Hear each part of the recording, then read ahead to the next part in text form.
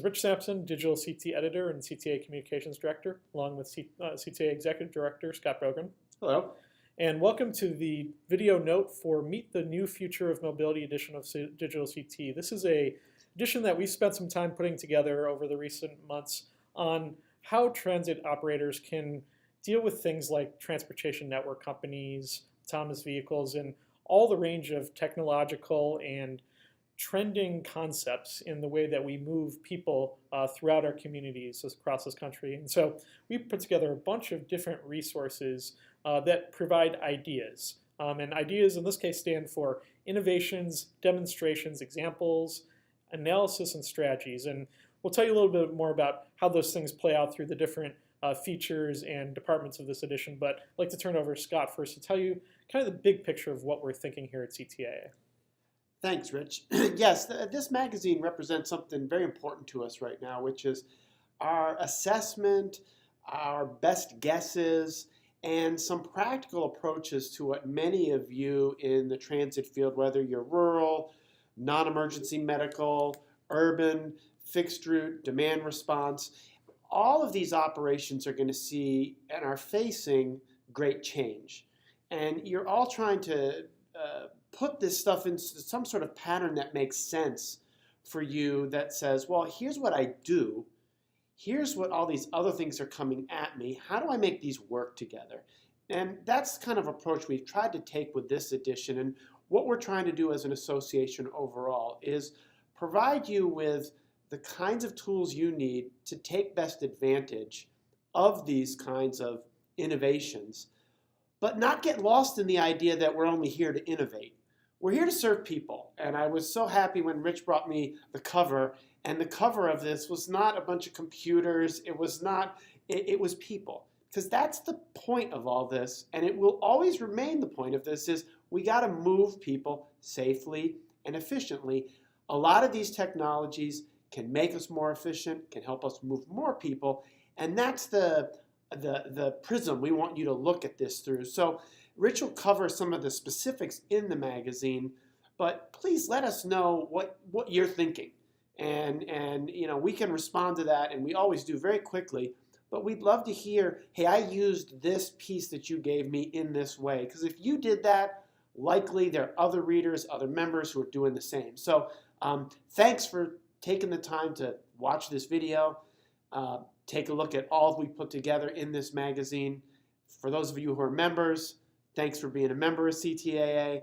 And again, engage with us, and we can really help you with these issues. So, Rich. Thanks, Scott. And like Scott said, this isn't a manifesto or a one-time summation of everything that this all means for the future. It's just the start of a conversation. Yeah, good point. It's not a set of resources. You read this once and you will understand it for all time. This is something that we're going to be coming back to time and again over the next however long it takes for us to feel that we're understanding and integrating some of these concepts, and they're all going to change over the next few years. And all these articles and pieces are designed to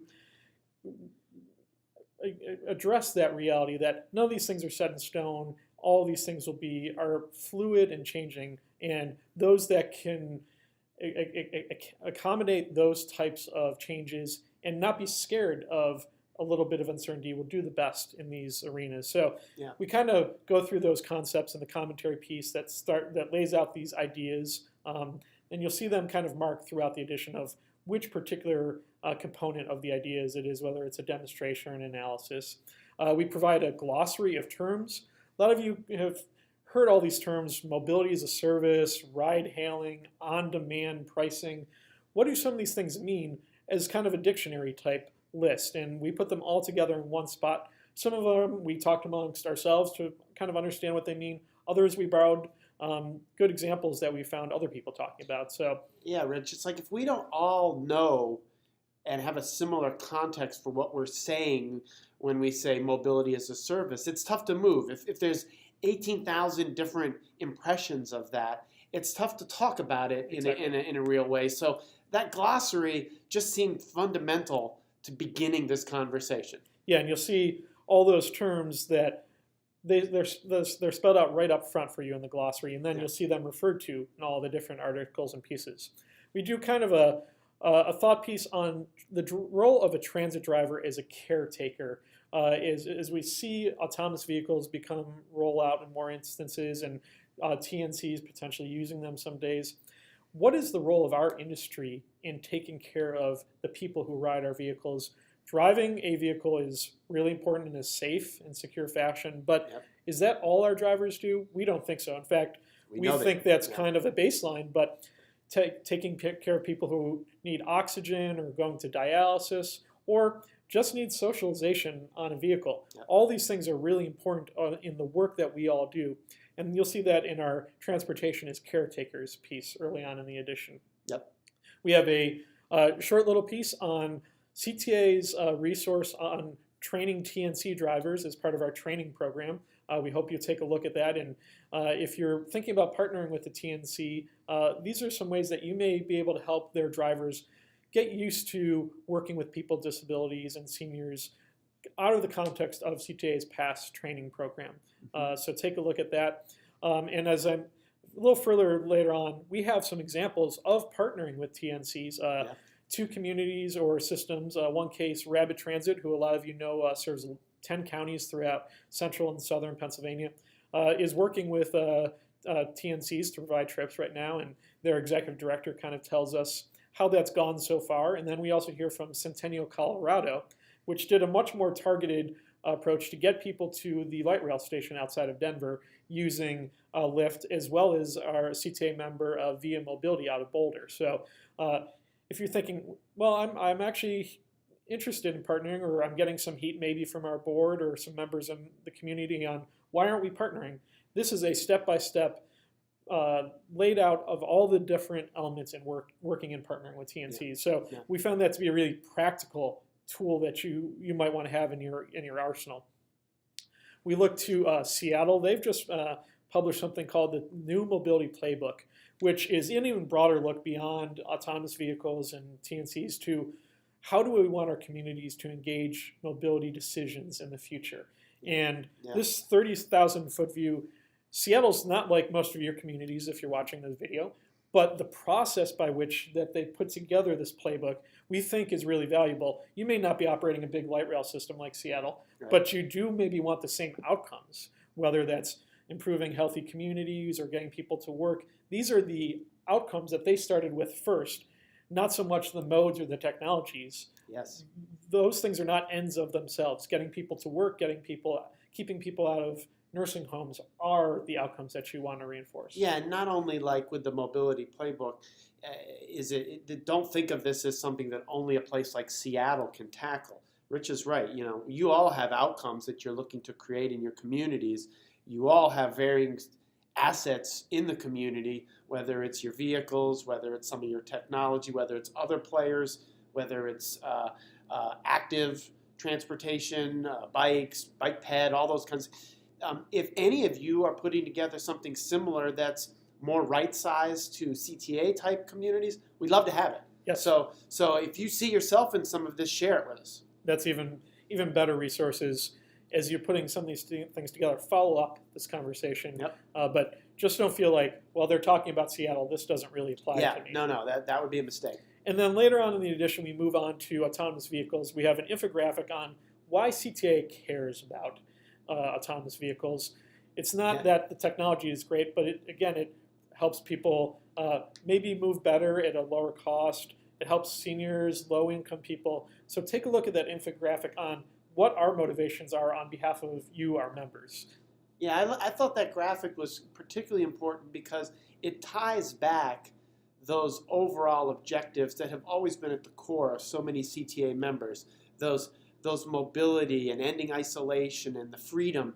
And this brings that all together and says, well, how would autonomous technologies, autonomous vehicles work within that? This is, again, a start of that piece. Exactly. Yeah. And then kind of wrapping that up is a more extensive look at autonomous vehicle legislation, policies, trends on a much more analytical level by Cheryl Gross-Glazer and Andrew Carpenter on our staff here. They really looked at the different legislation that's going on the Hill, on ways that communities are adapting shuttles right now, the degrees of automation. So it's a one-stop primer for where we are as a nation in terms of autonomous vehicles, and then how does that apply to our industry specifically. So we encourage you to take a look at all of these different resources as you have time. We know that you're all busy at your agencies doing the work of moving people. So take the next year, if it takes that long, to go through these different pieces. We'll add more as the year goes on through DigitalCT and Fastmail and Twitter. So take 5-10 minutes when you get a chance to look at some of these things, and then let us know what other ideas and concepts you want to have us flesh out in terms of these ideas going forward. Yeah, whether it's autonomous vehicles or some of the other technologies we talk about here, you should understand that there is no switch that just gets turned on and then we are completely there. That there are going to be all sorts of stops along the way and interim periods in which these things are being adopted and adapted in different ways. That's where we're headed. And that's the way you should look at this stuff. Don't look at this as if, oh, well, suddenly everything's going to be autonomous in my community. That's not the case. I don't care if you're in an urban or rural area. There's going to be interim periods. These things are going to be adapted slowly and hopefully wisely. And as they are, there'll be opportunities. And so look at it through that lens and not just the one that says this is just some magic bullet and everything changes. A lot of people love to talk about it that way. We're trying to be a lot more practical here in what we're giving you. Well, I think that's a good place to leave this note. And thank you for tuning into this video note from us. And stay tuned over 2018 and beyond, especially at our expo in Pittsburgh, for more ideas on engaging the future of mobility. So until next time, Rich and Scott from CTAA headquarters in Washington, D.C., have a happy holiday season, and we'll catch you real soon. Thanks, everyone.